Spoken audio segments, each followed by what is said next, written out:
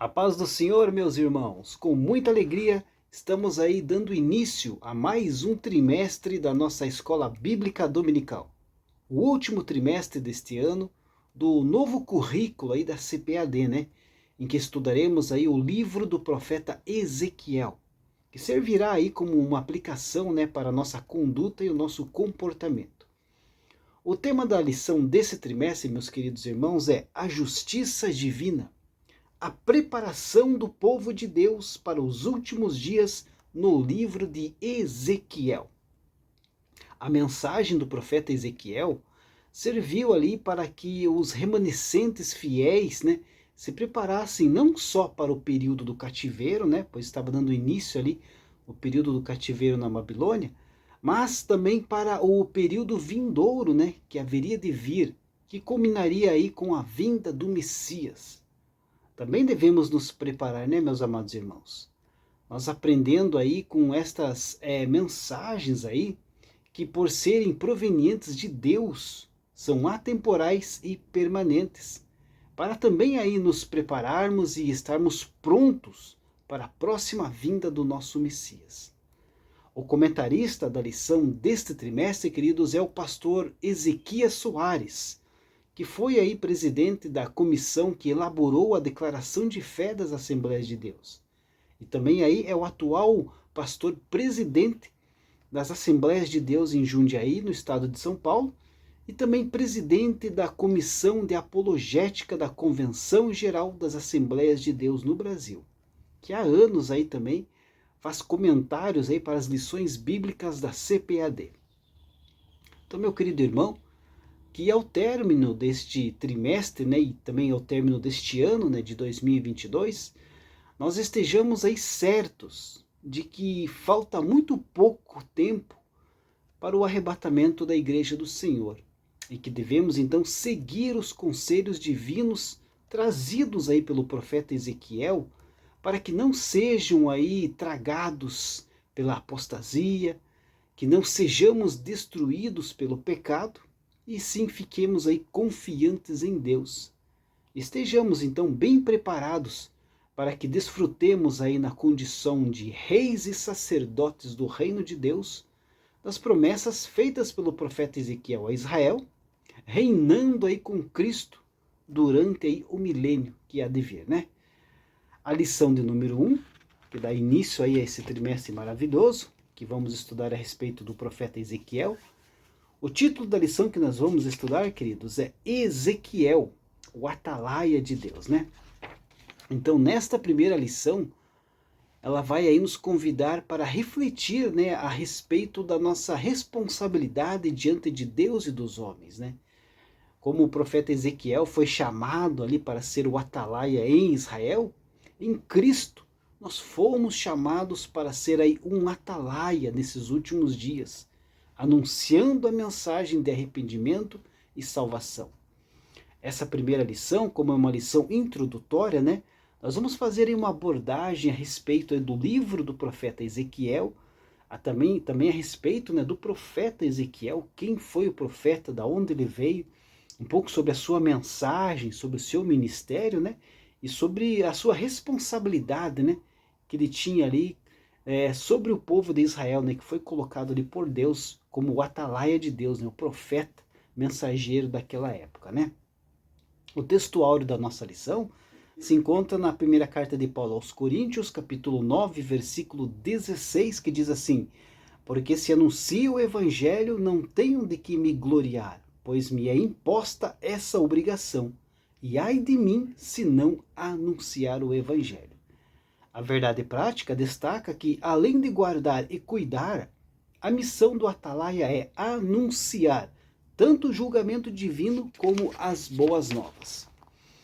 A leitura bíblica em classe, que serve como base, né, da lição, se encontra no livro do profeta Ezequiel, no capítulo 3, do versículo 16 ao 21, e também no versículo 27, que diz assim: e sucedeu que, ao fim de 7 dias, veio a palavra do Senhor a mim, dizendo: filho do homem, eu te dei por atalaia sobre a casa de Israel, e tu, da minha boca, ouvirás a palavra e os avisarás da minha parte. Quando eu disser ao ímpio, certamente morrerás, não o avisando tu, não falando para avisar o ímpio acerca do seu caminho ímpio, para salvar a sua vida, aquele ímpio morrerá na sua maldade, mas o seu sangue da tua mão o requererei. Mas se avisares o ímpio, e ele não se converter da sua impiedade e do seu caminho ímpio, ele morrerá na sua maldade, mas tu te livraste a tua alma. Semelhantemente, quando o justo se desviar da sua justiça e fizer maldade, e eu puser diante dele um tropeço, ele morrerá. Porque não o avisando tu, no seu pecado morrerá, e suas justiças que praticara não virão em memória, mas o seu sangue da tua mão o requererei. Mas avisando tu o justo, para que o justo não peque, e ele não pecar, certamente viverá, porque foi avisado, e tu livraste a tua alma. Mas quando eu falar contigo, abrirei a tua boca, e lhes dirás, assim diz o Senhor. Quem ouvir, ouça, e quem deixar de ouvir, deixe, porque casa rebelde são eles. A lição que vamos estudar, queridos, está dividida em 4 tópicos, né? Que são aqui os objetivos da lição, né? Então, o primeiro objetivo da lição é apresentar a estrutura do livro de Ezequiel. O segundo ponto, identificar o profeta Ezequiel. O terceiro ponto é explicar aí a expressão atalaia. E o quarto ponto é conscientizar a respeito da responsabilidade individual. Então, o primeiro ponto da nossa lição, queridos, tem como título aqui, o ponto 1 é sobre o livro de Ezequiel. Diz assim a lição: o livro de Ezequiel antecipa a tradição apocalíptica das Escrituras e pode ser dividido em 3 partes principais. A primeira, capítulos 1 a 24, a segunda, capítulo 25 a 32, e a terceira, do capítulo 33 ao 48. Então, queridos, quem escreveu aí o livro de Ezequiel na Bíblia, né, foi o próprio profeta Ezequiel. A autoria de Ezequiel é amplamente aceita aí dentro das tradições judaicas e cristãs. Em seu livro, né, o profeta ali registrou eventos do seu ministério e os oráculos, né, que Deus lhe entregou durante o seu ministério. Inclusive, queridos, o livro de Ezequiel é a única fonte disponível a respeito da vida do seu autor. O grande propósito aí da mensagem profética do profeta Ezequiel era então incentivar os judeus que estavam exilados, né, a permanecerem fiéis a Deus, confiando, né, que Deus iria cumprir ali a sua promessa de restauração. Deus então haveria de conduzir a nação novamente à sua terra de origem. Ele traria novamente aí os tempos de glória para o templo e para Jerusalém. Isso aconteceria após aí o fim do julgamento divino sobre os judeus. E esse julgamento era evidenciado ali pelas provações e destruições advindas, né, pela ocasião do cativeiro da Babilônia. O profeta Ezequiel anunciou então aí o julgamento sobre Jerusalém, né, que vai aí do capítulo 1 até o capítulo 24. Ele também anunciou aí o julgamento divino sobre as nações estrangeiras, que vai do capítulo 25 ao capítulo 32. Também profetizou aí, após a destruição da cidade, né, a restauração e a misericórdia para o futuro. Então as profecias de Ezequiel, queridos, sobre a restauração da casa de Davi, são cumpridas ali plenamente apenas em Jesus Cristo, né? Como está lá em Ezequiel 37, versículo 24. Então no livro do profeta Ezequiel, há também aí o registro de profecias que se cumpriram ali durante o período, né, em que o profeta viveu, né? Como por exemplo o julgamento sobre Jerusalém. Mas também aí há registros, né, de profecias que apontavam ali para uma realidade posterior, como a restauração do remanescente fiel. Então esse caráter sobrenatural, né, do conteúdo não indica que quem escreveu o livro de Ezequiel foi uma pessoa que viveu depois desses acontecimentos, mas indica sim que o profeta Ezequiel foi simplesmente o transmissor aí de uma mensagem, né, que tinha sido recebida para ele mesmo, né? Então Ezequiel, queridos, foi apenas ali o porta-voz do Deus que conhece exaustivamente o passado, o presente e o futuro, e governa aí a história segundo aí o seu propósito, né? Então Ezequiel foi o atalaia, o oráculo de Deus usado por Deus, né, para transmitir aí as mensagens ao povo de Israel que estava exilado ali na Babilônia, né? O ponto 2 aqui da nossa lição, né, sobre o profeta, né? Diz assim: as poucas informações sobre a vida pessoal de Ezequiel estão nos relatos entrelaçados das profecias registradas no livro. Ele não é mencionado nos outros livros do Antigo Testamento, né? Então quem era, né, o profeta Ezequiel, né? Ezequiel, segundo as escrituras, ele era filho de Buzi e pertencia, né, à família sacerdotal, ou seja, ele era um sacerdote. Na verdade, nada se sabe aí sobre quem foi Ezequiel, além das informações, né, que são encontradas aí no livro do que leva aí o seu nome aqui no Antigo Testamento. Ezequiel foi levado cativo para o exílio na Babilônia no ano 597 a.C., né? Logo após aí o rei Nabucodonosor ter tomado Jerusalém. Na ocasião foram deportados ali o rei de Judá, né, o rei Joaquim, toda a família real, os artesãos habilidosos, né, e os cidadãos mais proeminentes, conforme está lá em 2 Reis, capítulo 24, versículo 14. Então o profeta Ezequiel era casado, porém a sua esposa acabou ali falecendo repentinamente durante o cativeiro. Isso aconteceu pouco antes, né, da cidade de Jerusalém ser destruída pela ofensiva do Império Babilônico em 586 a.C. E não é feita qualquer menção na Bíblia sobre possíveis filhos do profeta Ezequiel também, né? Agora, a morte súbita da sua esposa foi anunciada por Deus.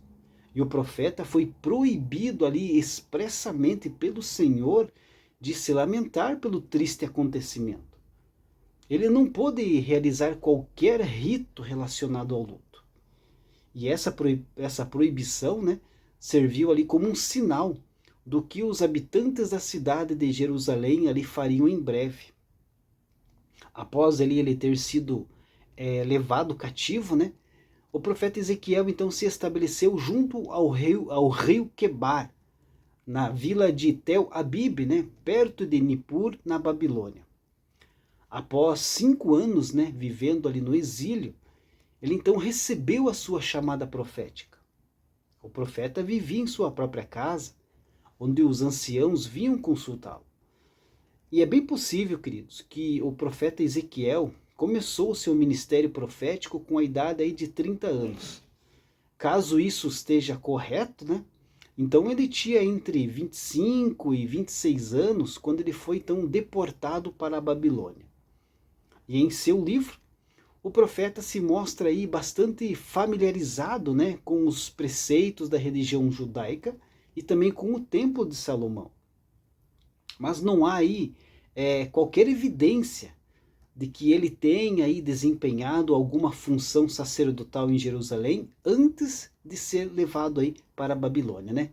Mas na verdade, queridos, geralmente os sacerdotes começavam já a exercer as suas funções no templo com a idade de 30 anos. Conforme já foi dito, né, o profeta Ezequiel então foi exilado antes, né, de alcançar essa idade, né, dos 30 anos. Então é bem provável que ele não exerceu a sua função ali no templo. Então quando Ezequiel então completou 30 anos, ele já estava vivendo aí a mais de 1000 quilômetros de distância da sua terra natal.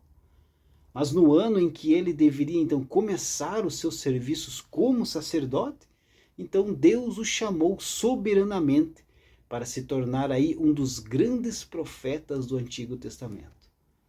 E durante o período em que ele profetizou, o templo já estava totalmente em ruínas, né? Ponto 3 aqui da nossa lição é sobre o atalaia, né? Mas o que é o atalaia, né? O profeta Ezequiel era o atalaia de Deus, né? Então, a palavra o atalaia, né, o atalaia, tem aí o significado de um vigia, de um sentinela ou de um guarda, né? E a Bíblia fala ali sobre atalaias, tanto no sentido literal, quanto também no sentido simbólico. A palavra atalaia, queridos, vem de um termo hebraico e significa tomar cuidado, espiar, olhar ao redor, vigiar, guardar, prestar atenção, né? Então, os atalaias tinham aí a função de advertir sobre a aproximação de uma força inimiga, a fim de guardar uma cidade, né? Ou uma aldeia, ou um acampamento, ou até mesmo um povo. Então eles andavam ali pelas ruas da cidade como vigias, ou então eles ficavam sobre os muros ou sobre as torres das cidades fortificadas, né? Nos acampamentos móveis, né? Os sentinelas eram os responsáveis por vigiar e por guardar aí o assentamento, especialmente durante a noite, né? Os atalaias também podiam ficar em torres de vigia espalhadas pelo deserto ou sobre um monte elevado para avisar aí do perigo iminente do inimigo. Então, infelizmente, né, queridos, nem todos os atalaias de Israel foram diligentes no cumprimento da sua missão, né? Mas só que Ezequiel, o profeta Ezequiel, foi escolhido aí por Deus como o atalaia, ou vigia para alertar o povo sobre os perigos do pecado. Então a chamada do profeta Ezequiel para exercer aí o ministério profético, queridos, é uma das mais espetaculares registradas nas Escrituras. E esse chamamento é descrito ali em detalhes nos capítulos 1, capítulo 2 e capítulo 3 do seu livro. Então nessa ocasião, né, o profeta teve ali uma visão da glória divina. Os 4 seres viventes, querubins, vistos ali pelo profeta Ezequiel na ocasião da sua convocação, também lembram aí o chamamento do profeta Isaías, onde ele viu ali os serafins que ministravam diante de Deus. Além disso, né, existe aí uma semelhança muito grande com a visão do trono de Deus que o apóstolo João teve, né, conforme está lá em Apocalipse 4,16. Quando o profeta Ezequiel caiu ali com o rosto na terra, diante da visão, né, tão gloriosa que ele teve, ele escutou ali as conhecidas palavras, né? Filho do homem, põe-te em pé e falarei contigo, conforme está registrado lá em Ezequiel 2:1. Então, nesse momento, queridos, ele foi capacitado pelo Espírito a tornar-se ali um canal da revelação divina e proclamar a palavra de Deus ao povo. O profeta Ezequiel frequentemente então é chamado por Deus pela expressão filho do homem. E nesse contexto, queridos, essa expressão significa basicamente ser humano e enfatiza aí a insignificância humana diante do poder e da majestade de Deus. O grande propósito da mensagem profética do profeta Ezequiel, então, era incentivar aí os judeus que estavam exilados a permanecerem fiéis a Deus, confiando que ele iria cumprir a sua promessa de restauração. Então Deus haveria de conduzir a nação novamente à sua terra de origem. Ele traria novamente os tempos de glória para o templo e também para Jerusalém. E isso aconteceria, né, após o fim do julgamento divino sobre os judeus. E esse julgamento, queridos, era evidenciado pelas provações e pelas destruições advindas ali pela ocasião do cativeiro, né? Então o profeta Ezequiel anunciou aí o julgamento sobre Jerusalém. Ele anunciou o julgamento sobre as nações e também profetizou aí após a destruição da cidade a restauração e a misericórdia para o futuro, né? Então, queridos, as profecias de Ezequiel sobre a restauração da casa de Davi são cumpridas ali plenamente apenas lá em Jesus Cristo, né? Ponto 4 da lição sobre a responsabilidade, né? A responsabilidade do profeta como atalaia sobre Israel se assemelha à nossa como cristão, na qualidade de mensageiro das boas novas de Cristo. O seu discurso alcança justos e injustos. Então, queridos, a mensagem do profeta Ezequiel é a que contém aí mais elementos simbólicos, né, entre todas as outras mensagens dos profetas escritores. Também é possível aí perceber que a mensagem proclamada por ele era claramente representada pelas suas próprias experiências pessoais, né? Isso significa que Deus fez com que o profeta fosse um tipo de sinal vivo para o povo judeu. Assim, o profeta precisou então enfrentar grandes provações e suportar aí terríveis sofrimentos, a fim de que a sua vida ali servisse de sinal para incitar ali a nação a buscar o arrependimento. Além de muita simbologia, né, o profeta Ezequiel também usou parábolas e provérbios. Algumas pessoas, né, equivocadamente utilizam algumas passagens do livro de Ezequiel para sugerir aí que o profeta sofria de algum transtorno mental. É claro que quem defende essa ideia falha em compreender a forma com que Deus ali direcionou a vida deste homem. No início do seu ministério, né, do profeta Ezequiel, a sua mensagem não foi muito bem recebida, conforme está lá em Ezequiel 3:5. Porém, queridos, com o passar do tempo, o profeta foi sendo ali identificado numa posição mais honrada. Mas de qualquer forma, durante aí o seu comissionamento, né, como profeta do Senhor, Deus o avisou de que a casa de Israel não lhe daria ouvido. Isso porque os judeus não queriam ouvir o próprio Deus. Por isso Deus disse, né, que fortaleceria o profeta contra o povo. Numa frase aí que talvez contenha um jogo de palavras, né, que faz referência ao significado aí do seu nome, conforme está lá em Ezequiel 3, versículos 7 e 8. A Bíblia não relata nada sobre a morte do profeta Ezequiel. Tudo o que sabemos é que o seu ministério ali durou pelo menos 23 anos. Considerando então que ele começou ali a profetizar em 592 a.C., quando tinha aproximadamente 30 anos, ele viveu então no mínimo cerca de 50 anos. O profeta Ezequiel, queridos, não é mencionado em outros livros do Antigo Testamento. E ele também não é citado aí diretamente no Novo Testamento. No entanto, muito das suas visões claramente servem aí de base para o simbolismo presente no livro do Apocalipse, né? A conclusão aqui da nossa lição diz assim: o nosso compromisso diante de Deus é pregar o Evangelho e não converter as pessoas, pois quem converte é o Espírito Santo. O Senhor mandou-nos pregar a palavra, como Deus falou ao profeta, quer ouçam, quer deixem de ouvir. Continue anunciando a mensagem. É o que devemos fazer com oração, guiados pelo Espírito Santo. Então, queridos, a pregação do Evangelho é a mais importante tarefa da igreja aqui na Terra, pois dela aí depende a salvação da humanidade. Por isso, queridos, nós devemos aí anunciar ao mundo a salvação através da fé em Cristo Jesus. Mesmo que muitas pessoas deem as costas e não queiram ouvir esta mensagem, nós devemos continuar pregando o Evangelho, assim como o profeta Ezequiel fez ali na época em que ele foi ali o profeta de Deus para aquele povo de Israel. Como a lição mesmo destacou, muitos não deram ouvidos a ele, mas com o tempo ele foi honrado.